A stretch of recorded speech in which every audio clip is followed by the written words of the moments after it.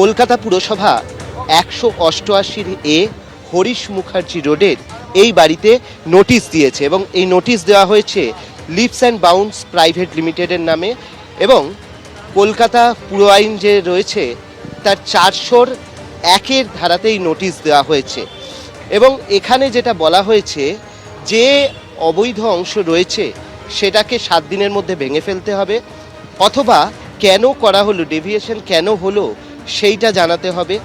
Lift escalator সেগুলোর জন্য অনুমতি নেওয়া হয়েছিল কিনা সেগুলো জানাতে হবে, না হলে কলকাতা পুরসভা নিজেই অবৈধ অংশ ভেঙে দেবে এবং ভেঙে দেওয়ার পর তার যে খরচ সেই খরচও যিনি হচ্ছেন ওনার তার থেকে আদায় করা হবে। 119 কালীঘাট রোডের এই বাড়িতেও কলকাতা পুরসভার তরফ থেকে নোটিশ দেওয়া হয়েছে।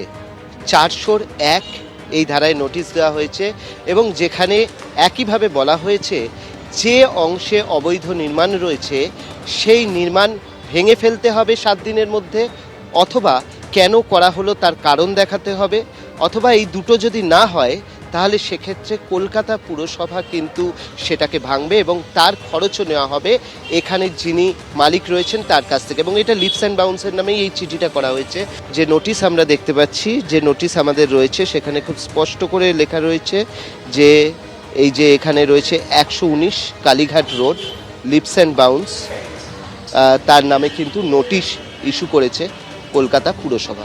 121 কালীঘাট রোডের এই বাড়িতে কলকাতা পুরসভা মোট 7টি নোটিশ দিয়েছে, যার মধ্যে 5টি নোটিশ হচ্ছে লিভস অ্যান্ড বাউন্সের নামে, একটি হচ্ছে লতা বন্দ্যোপাধ্যায় এবং অমিত বন্দ্যোপাধ্যায়ের নামে, আরেকটি হচ্ছে শুধুমাত্র লতা বন্দ্যোপাধ্যায়ের নামে।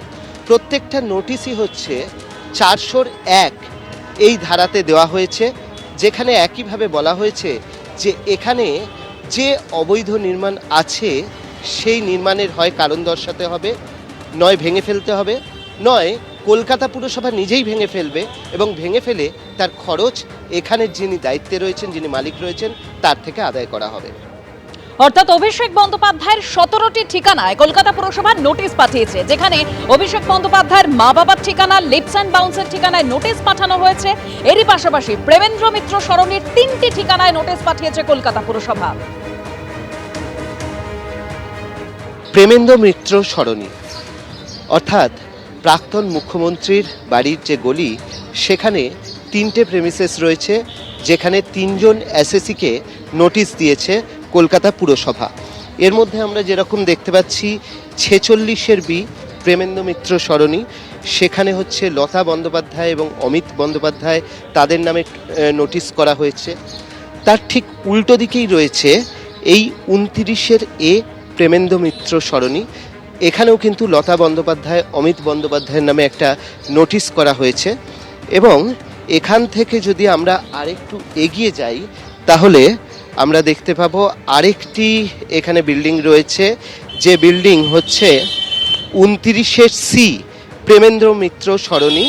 এটা হচ্ছে 29 সি প্রেমেন্দ্র মিত্র সরণি এবং এখানে কিন্তু আমরা যেরকমভাবে দেখতে পাচ্ছি অমিত বন্দ্যোপাধ্যায়ের নামে একটি নোটিশ দেওয়া হয়েছে এবং লতা বন্দ্যোপাধ্যায় আর অমিত বন্দ্যোপাধ্যায়ের নামে আরও 2টি নোটিশ ইস্যু করা হয়েছে।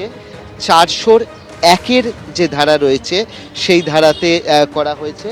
এই হচ্ছে 29 সি এবং এখানে মোট 3টে এখানে দেওয়া হয়েছে আর পাশে আরও 2টি বাড়িতে 2টি জায়গায় নোটিশ দেওয়া হয়েছে। অর্থাৎ এই গলিতেই প্রায় 5টা নোটিশ অন্তত ইস্যু করা হয়েছে। এবিপি আনন্দ, এগিয়ে থাকে, এগিয়ে রাখে।